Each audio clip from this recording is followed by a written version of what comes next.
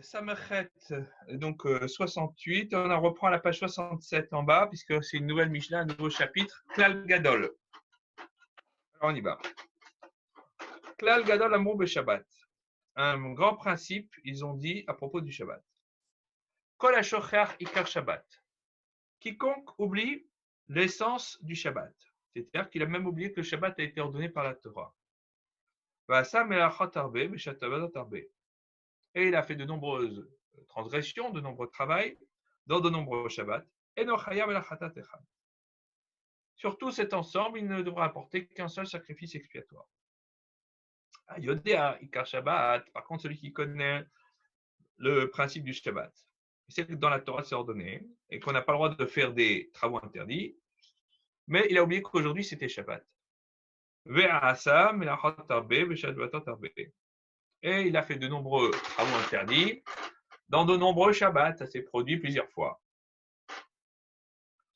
Hayav al-kol Shabbat ve Shabbat. Il doit apporter un sacrifice expiatoire sur tous les Shabbats qu'il a transgressés. Deuxième cas de figure, Ayodea Shiu Shabbat. Celui qui sait que c'est Shabbat aujourd'hui. Et il a fait de nombreuses transgressions, de nombreux travaux interdits dans de nombreux Shabbats. Et pas par méchanceté, mais parce qu'il avait oublié que c'était interdit ou il avait oublié que des choses de ce genre-là. Et donc, Chayav al-Kol, Av Melacha ou Melacha. Il a l'obligation d'apporter un sacrifice expiatoire sur toute tête de travail qui est interdit. Parce que dans le Shabbat, il y a 39 travaux interdits, qu'on appelle des Avot Melachot, des pères de travaux, mais qui souffrent aussi ce qu'on appelle des toldot, mais des dérivés. Et ce qu'on veut vous dire, par exemple, c'est que si il a fait un Av et une tolda qui est en rapport avec le même travail, il ne devra apporter qu'un seul sacrifice expiatoire. Par contre, s'il a fait deux Avot différentes, ou deux toldot différentes, ou un Av et une tolda différente, il devra apporter deux sacrifices expiatoires. Donc, AOC melachot arbe me'en melachachal. Par contre, celui qui transgresse, parce qu'il a oublié que c'était Shabbat ou il a oublié que c'était interdit Shabbat, Péchogeg, quoi, de nombreux travaux dans un seul bloc, d'accord, ce qu'on appelle BRLM et Chad, ça veut dire qu'entre chacun des travaux interdits, il ne sait pas qu'il y avait un interdit. Donc, ce qui va fonder le sacrifice expiatoire, c'est la connaissance du fait interdit. Donc, Yedira. Et là, d'ailleurs, la Torah le dit explicitement. Donc, chaque fois qu'il sait, il doit, si je puis m'exprimer ainsi, passer à la caisse. Donc, l'ignorance peut lui être profitable. Mais là, ce n'est pas le cas. Comme c'est tout d'un seul bloc, dans le sens où il n'a pas eu connaissance de l'interdit entre chacun des interdits, mais qu'il ne l'a eu que plus tard, eh bien, il ne doit apporter qu'un seul sacrifice expiatoire. Pour quelle raison le Tana de la Mishnah, il a employé le langage Klal Gadol, le grand principe? Il est ma Mishum de Kabaye Mitne. Si c'est Dieu, c'est parce qu'il veut nous dire qu'il veut nous enseigner un autre principe, le Shabbat. D'accord? Alors, dans ce cas-là, Tana Klal Gadol, et c'est pour ça qu'il a enseigné Klal Gadol. Alors, on dit, mais attention, c'est un peu léger comme formulation. Pourquoi? Gabé, Shevi'it Nami, à propos de l'année sabbatique, elle aussi. Mishum de Kabael Mitne Od Klalacher, Tana Klal Gadol. Alors, parce que là-bas aussi, il doit apporter le maître de la Mishnah dans Shevi'it d'autres principes. Alors, c'est pour cela qu'aussi que l'on nous dit là-bas, Klal Gadol, un grand principe. Parce qu'il y a un grand principe qui est plus grand que le second qui va arriver. Ve'agabe Maaser, pourtant concernant la dîme, de Katane Klal Acher, où là-bas il a enseigné un autre principe, Velotane Klal Gadol, et on n'a pas dit là-bas un grand principe. Et donc, on voit bien que ce n'est pas rédhibitoire. Pourquoi est-ce qu'ici on a mis klal gadol? On aurait pu mettre ve'ot klal acher, un autre principe. Marabi aussi, baravin. Alors, un des règlements, c'est comme ça. Shabbat be'u avot et toldot. Et en vérité, le Shabbat et l'année sabbatique, ils ont tous les deux des points communs. Ils ont des travaux qui sont interdits de base et des travaux qui sont interdits en tant que dérivés des travaux de base. Donc il y a Av, le père, et Tolda, le dérivé. Le principe aussi, qui est celui du Shabbat, existe aussi pour l'année shabbatique. Et c'est la raison pour laquelle, eh bien, pour les deux, on a enseigné Tana Gadol, on a enseigné le terme Klal Gadol, le grand principe. Mais pour les règles qui concernent la dîme, eh bien, où il n'y a pas là-bas de principe de base avec un principe dérivé, l'Otana Klal Gadol, c'est la raison pour laquelle on n'a pas enseigné le grand principe. Alors la Gemara a dit, oh le Bar Kapara, et d'après Bar Kapara, les Tané qui enseigne Braïta, il nous dit, Klal Gadol Bemaaser. Il lui dit pour lui, il dit que dans Bar Kapara, dans cette Braïta, que l'expression Klal Gadol s'exprime aussi pour le Maaser, pour la dîme. Mayavot ou Maïtadotika. Très bien, mais alors comment est-ce que Bar Kapara justifie cette innovation, puisque on avait dit que le point commun entre le Shabbat et le Shibirit, l'année sabbatique, c'est la notion de Avot et Toldot, et là il n'y en a pas. Alors comment est-ce qu'il peut justifier cela? Réponse.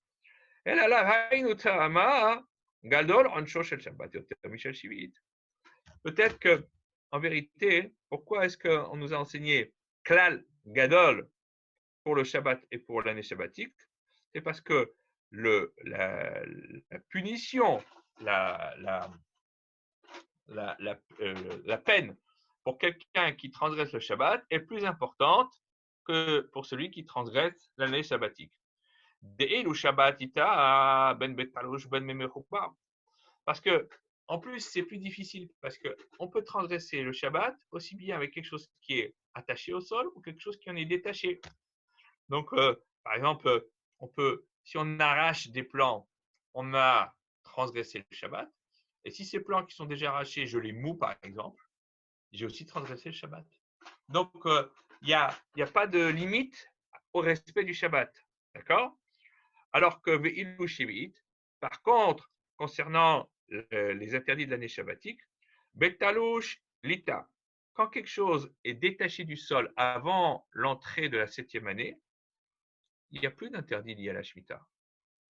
J'ai décroché quelque chose du sol avant l'entrée de la 7e année, je suis tranquille. Mechouba Ita. Par contre, si c'est un plant ou un arbre qui est planté au moment de l'entrée de la 7e année, c'est là que commencent les problèmes ou les difficultés. Par contre, la sévérité de l'année sabbatique est plus importante que celle liée à la dîme.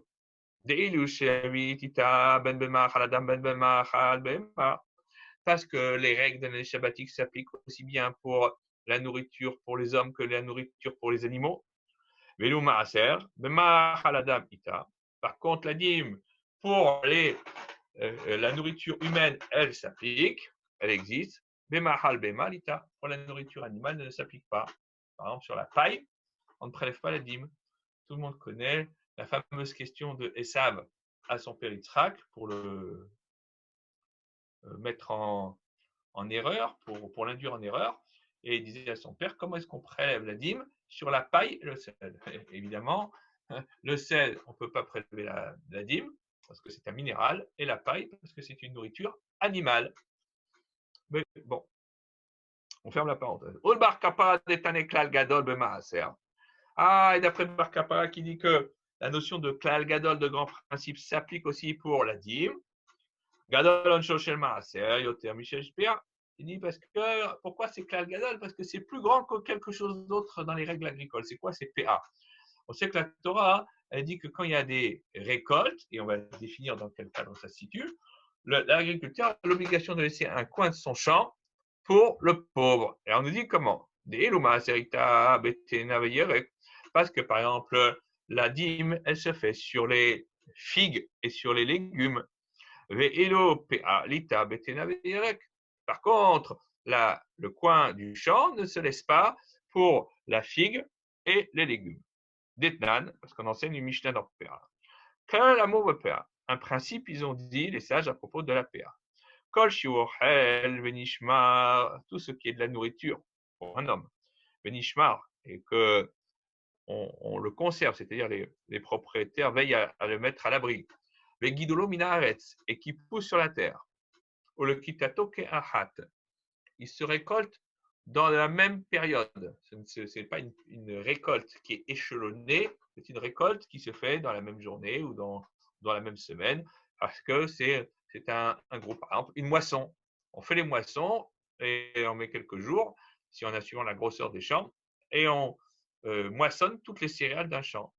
Alors que, par exemple, il y a des aliments, des légumes ou certains fruits qui se récoltent par échelonnement, dépendant du stade de maturité des fruits et des légumes. Et de la même espèce, ça va de soi. Et donc, on nous dit la chose suivante. Donc, un grand principe, ils ont donné, un principe, ils ont donné pour la PA.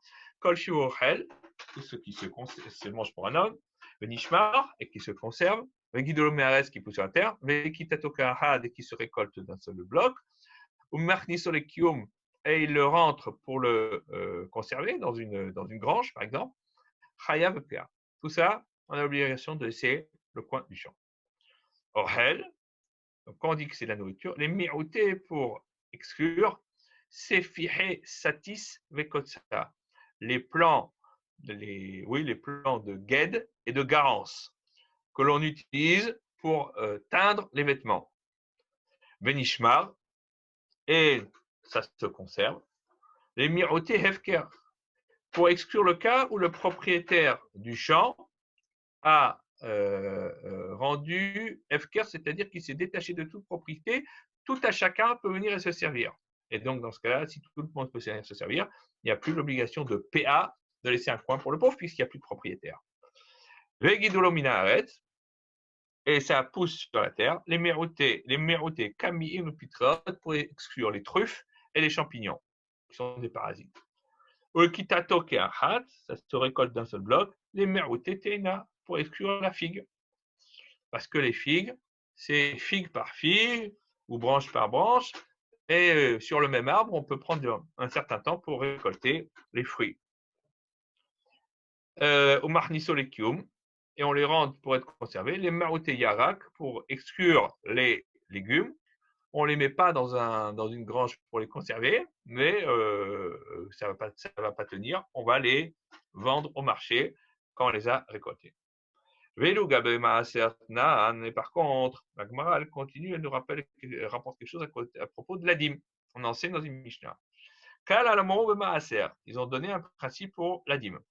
Tout ce qui se consomme, le nishmar, qui se conserve, et qui pousse sur la terre, hayav maaser. On a l'obligation de donner la dîme. Par contre, dans la Mishnah, là-bas dans Masrot, on ne parle pas ni du fait que ça se récolte dans la même foulée, ni le fait qu'on doive le mettre, pouvoir le conserver dans un entrepôt ou dans une grange. Bon, alors maintenant que l'on a vu ça, on va passer à un autre sujet. Rab et Shmuel d'Amret Tarvayou. Rab et Shmuel qui ont dit tous les deux. Matnitin, notre Mishnah, qui dit qu'on doit apporter un sacrifice expiatoire, un seul, sur tous les Shabbatot qui ont été profanés, elle parle de quel cas? Betinok shenishba ben anochim. Un enfant qui a été enlevé tout petit et qui a été fait prisonnier par les non-juifs. Donc, il n'y a jamais eu d'éducation juive, il ne sait même pas que ça existe le Shabbat. Quelqu'un qui s'est converti parmi les non-juifs, et donc il n'a jamais su il a accepté toutes les lois de la Torah, il s'est converti au judaïsme, mais il ne connaissait pas le Shabbat. Voilà. Avaliki ou le Basov Shachar. Mais si au début il a su un jour, et après il a oublié, alors dans ce cas-là, Chayav al-Kol Shabbat ve Shabbat, c'est quelqu'un qui a su, donc il devra apporter un sacrifice expiatoire pour chaque Shabbat qui a été transgressé quand il en aura connaissance. Nan, alors on pose la question, Ashocher Hika Shabbat, la Mika d'Abiale Yedi'a Mika, quand dans notre Mishnah on dit celui qui a oublié l'essence du Shabbat, n'est-ce pas qu'on parle de quelqu'un qui avait la connaissance au départ du Shabbat, mais qu'après il a oublié? Est-ce que c'est pas de ce cas-là dont on parle? Là, Agma dit non, c'est pas de ça. Ça veut dire quoi? C'est quoi le commentaire, l'explication de quiconque a oublié l'essence du Shabbat?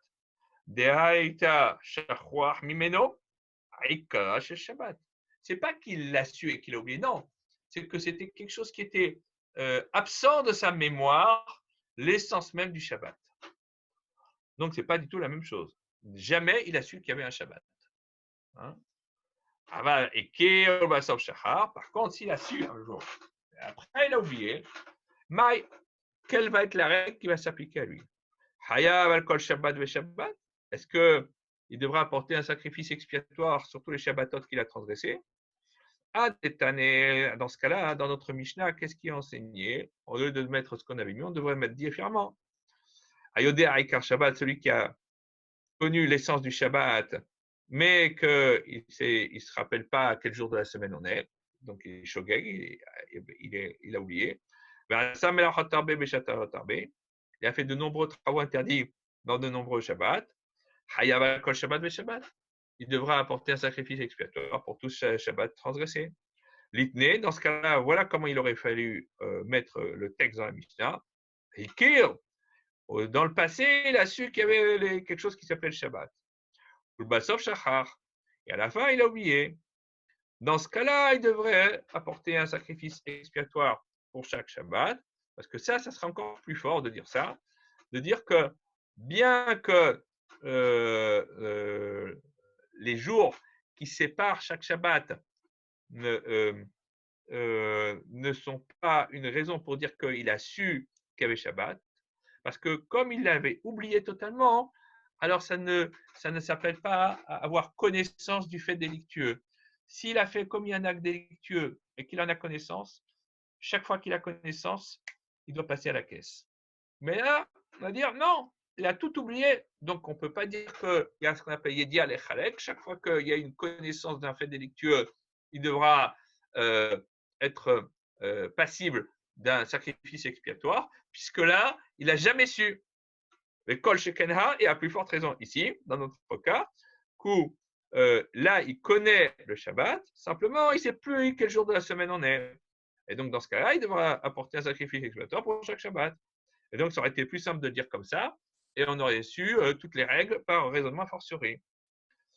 Alors, la Gemara dit Maï Ayodé Aikar Shabbat. Ça veut dire quoi, celui qui connaît l'essence du Shabbat? Misha Ayodé Aikar Shabbat de Shachacha. C'est quelqu'un qui a su un jour ce que c'était Shabbat, mais après il a oublié. Et donc, dans ce cas-là, la Mishnah, elle nous dit que dans ce cas-là, il a l'obligation d'apporter un sacrifice expiatoire pour chaque Shabbat. Mais pas comme toi tu penses, qu'on parle dans un cas de quelqu'un qui ne se rappelle pas qu'il y a une règle de Shabbat et quelqu'un qui se rappelle pendant du Shabbat, mais qui simplement a oublié qu'aujourd'hui c'était Shabbat. Il ne faut pas s'en mêler les pinceaux. On tourne la page. Aval, lo shachacha, mai. Maintenant, s'il n'a pas oublié que c'était l'essence du Shabbat, et simplement, il a juste oublié qu'aujourd'hui c'est Shabbat. C'est quoi la règle qui va s'appliquer à lui? Hayav al kol melacha ou melacha. Est-ce qu'il va devoir apporter un sacrifice expiatoire pour chaque travail interdit commis? Alors dans ce cas-là, à la place de ce que la Mishnah a dit dans la troisième partie, Ayodéa chez Shabbat, celui qui sait ce que c'est Shabbat, il a fait de nombreux travaux interdits dans de nombreux Shabbats, en tant qu'oubli que c'était Shabbat, et donc il devra apporter un sacrifice expiatoire sur chaque travail interdit qu'il a commis. L'itné, on devrait dire comme ça, on corrigerait le texte. Ayodéa et Shabbat, celui qui connaît l'essence du Shabbat, donc il sait ce que c'est que les travaux interdits, mais il a oublié que c'était aujourd'hui Shabbat.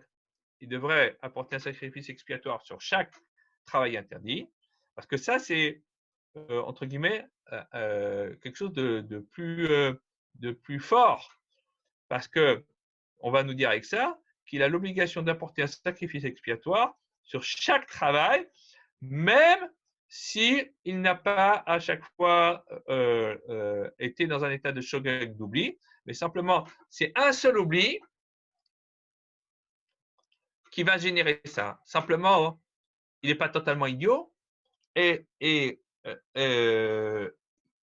on va effectivement dire, il ne sait pas qu'aujourd'hui c'est Shabbat, mais comme il va transgresser plusieurs Shabbatot, il se doute bien qu'à un moment ou à un autre, il y a eu un Shabbat qui est arrivé. Donc, il sait qu'il y a eu des Shabbatot qui se sont produits. Donc, même s'il a travaillé comme un fou 24 heures sur 24, 7 jours sur 7, pendant, on va dire, 21 jours, fatalement, il sait, il a connaissance du fait qu'il y a eu 3 Shabbats ou 2 Shabbats qui se sont produits.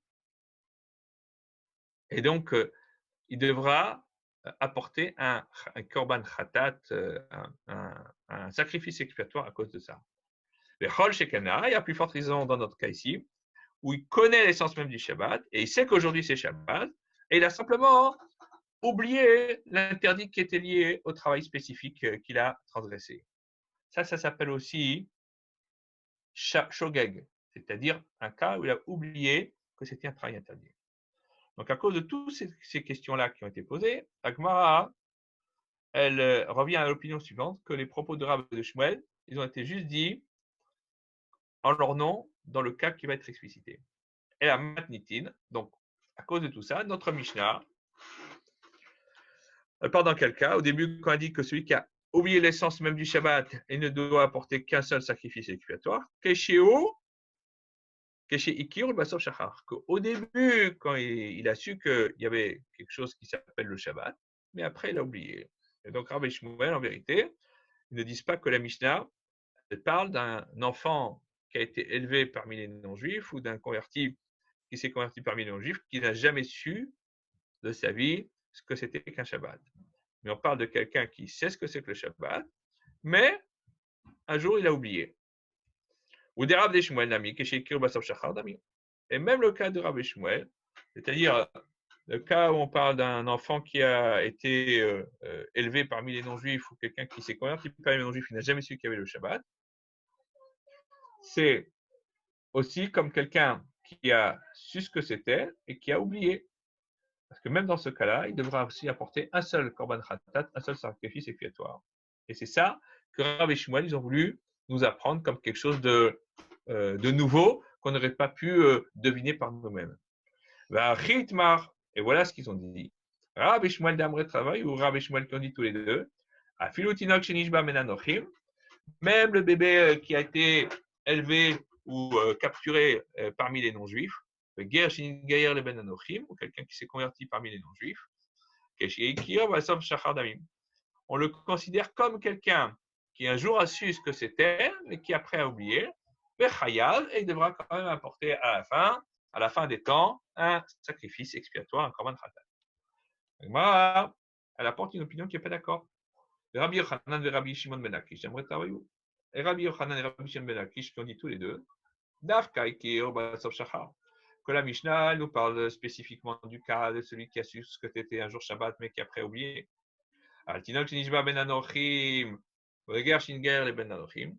Mais un enfant, un bébé qui a été capturé parmi les non-juifs ou quelqu'un qui s'est converti parmi les non-juifs, pas tour. Pourquoi? Parce que eux, ils n'ont jamais su ce que c'était que le Shabbat. Donc, on ne peut pas leur dire un jour tu vas apporter un sacrifice expiatoire. C'est Rabbi Yochanan et Resh Lakish disent dans ce cas-là, c'est quelqu'un qui est honnête. Pour lui, ça a toujours été permis du premier jusqu'au dernier jour. Et donc, ce n'est pas un shogeg. C'est le korban khatat, c'est pour le shogeg. Le shogeg, c'est celui qui a oublié que c'est le Shabbat ou qui a oublié que c'était interdit. Mais si quelqu'un n'a jamais su, il n'est même pas shogeg. Il est honnête, cas de force majeure, on ne peut rien lui appliquer comme un châtiment, comme punition. Mais Tibet, on a besoin de la capacité de la braïtation. Kal gadol amur Shabbat, un grand principe, on a dit à propos du Shabbat. Kol ha-shokeach pera Shabbat. Quiconque oublie l'essence même du Shabbat. Mais il a commis de nombreuses transgressions dans de nombreux Shabbats. Et non, il ne devra apporter qu'un seul sacrifice expiatoire, en tout et pour tout. Quel est le cas? Tinok shenishba le ben amenochim, si c'est un bébé qui a été capturé, qui a été élevé parmi les non-juifs. Veger, shenigaya ben anochim, ou quelqu'un qui s'est converti parmi les non-juifs. Et donc, on leur a jamais dit qu'il y avait Shabbat. Ils ne savent même pas que ça existe. Ils ont commis de nombreuses transgressions dans de nombreux Shabbats. Il ne devra apporter en tout et pour tout qu'un seul sacrifice expiatoire. Et quelqu'un qui toute sa vie a mangé du sang, alors on sait que le sang, c'est interdit, c'est même très grave, c'est carette, la peine de retranchement, mais il n'a jamais su que c'était interdit de manger du sang. Voilà. Et quand il le sait, il devra apporter un seul sacrifice expiatoire. Parce que c'est la connaissance du fait délictueux qui induit le sacrifice. Tant qu'il ne sait pas, il n'y a pas de sacrifice qui rentre en ligne de compte. Voilà, Khelev, aussi sur les graisses interdites, là aussi, achat. Toute sa vie, il a mangé, quand il le découvre, il devra apporter un seul sacrifice expiatoire.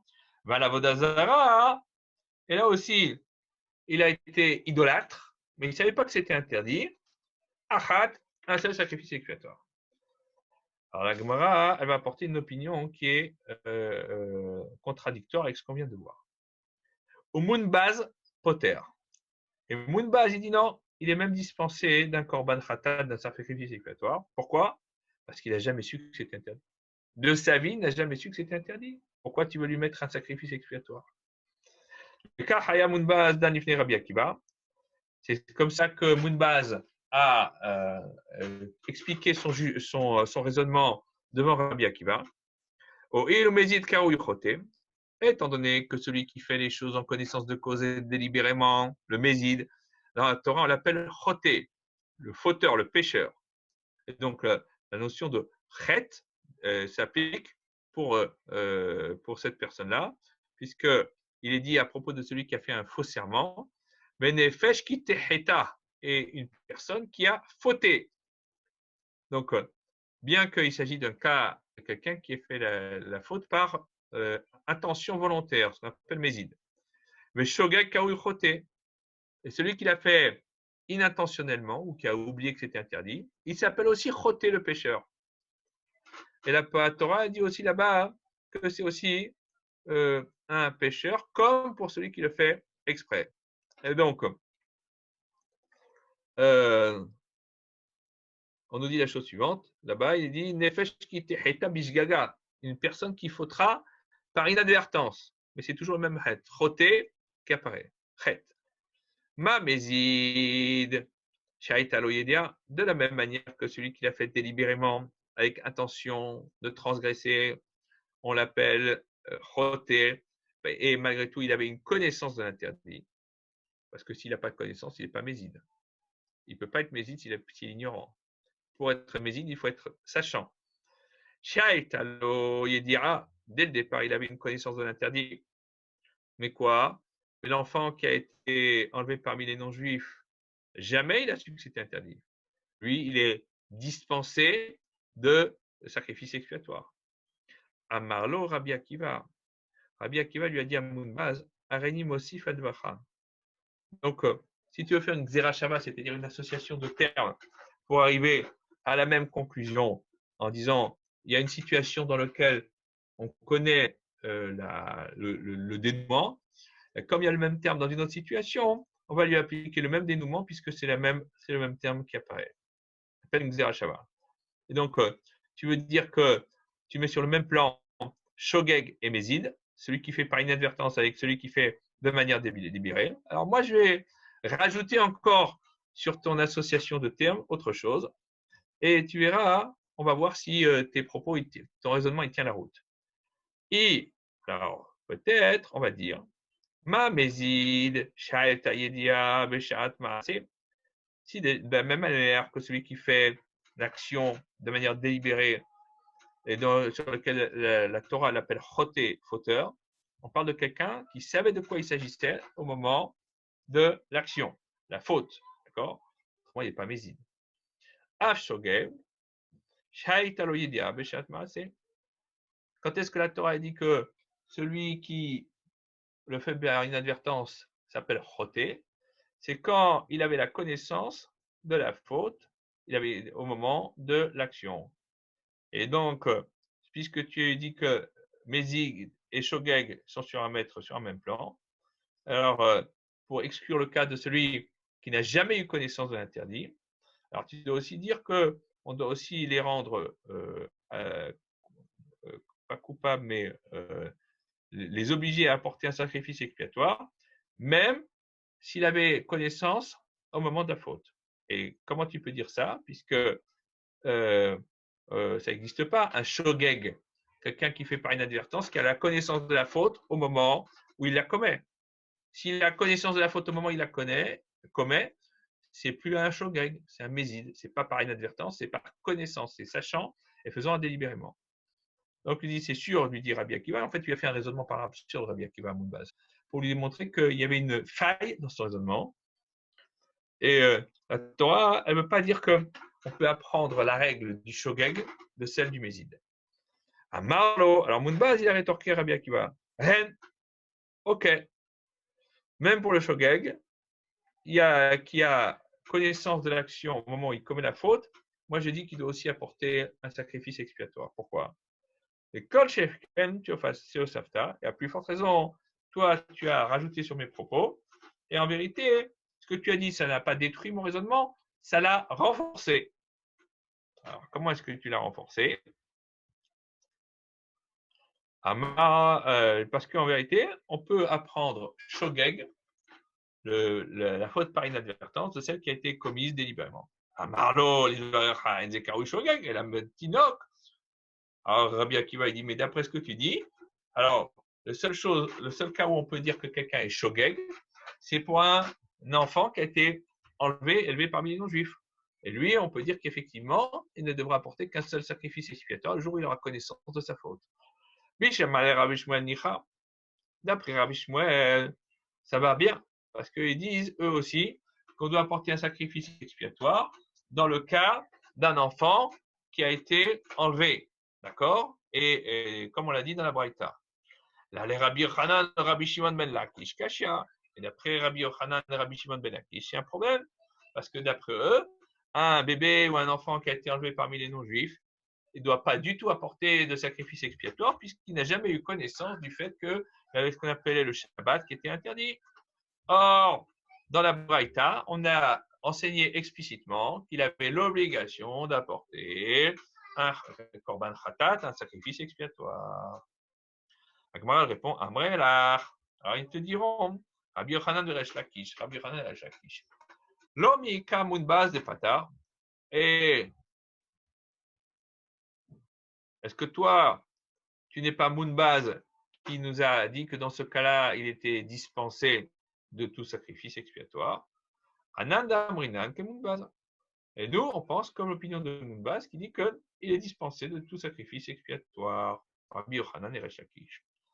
Maïtama di Mounbaz. Quelle est la raison de Mounbaz? Parce qu'il est marqué concernant la faute qui vient pour le sacrifice expiatoire, qui vient pour l'oubli de l'idolâtrie, de Ravodazara. Il est marqué quoi là-bas dans la Torah? Torah achat yelachem lo oseh bishgaga. Il y aura une seule règle pour vous, pour celui qui commet une faute par inadvertance ou par oubli. Et Samirle, le verset qui suit, il parle de celui qui agit pour commettre une faute délibérément. Méside. C'est biadrama, et celui qui agira de manière délibérée. Alors, on les met l'un à côté de l'autre. Alors, cette proximité, elle génère une dracha, une interprétation, puisque on va dire Hikish Shogeg le Méside, la Torah, elle a associé celui qui transgresse par inadvertance avec celui qui transgresse délibérément. Ma mezid she'ayta lo yedia, de la même manière que le mezid, celui qui est sachant lorsqu'il transgresse, il ne peut l'être que parce qu'il avait connaissance de l'interdit. Shogeg, she'ayta lo yedia. On peut dire que quelqu'un n'est shogeg que s'il a connaissance de l'interdit. Et donc, la Torah, elle les a mis à côté l'un de l'autre. Tu es obligé de dire qu'il faut qu'il y ait une connaissance de l'interdit. C'est ça leur point commun. Autrement, il n'y a pas de point commun. Banan, alors les chachamim qui ne sont pas d'accord avec Mounbaz. Hay Torah hat may abdele. Cette expression, la même règle, une seule règle, unique pour tout le monde, qu'est-ce qu'ils en font? Ils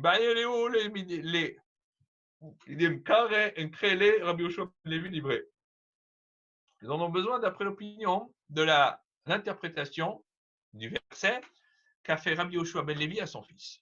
Parce qu'il est marqué Torah, Yelachem, Bishgaga. Il y aura une seule loi pour vous parmi celui qui agira par inadvertance, par méconnaissance. Ou Kotiv. Il est écrit juste avant, et on passe à la page d'à côté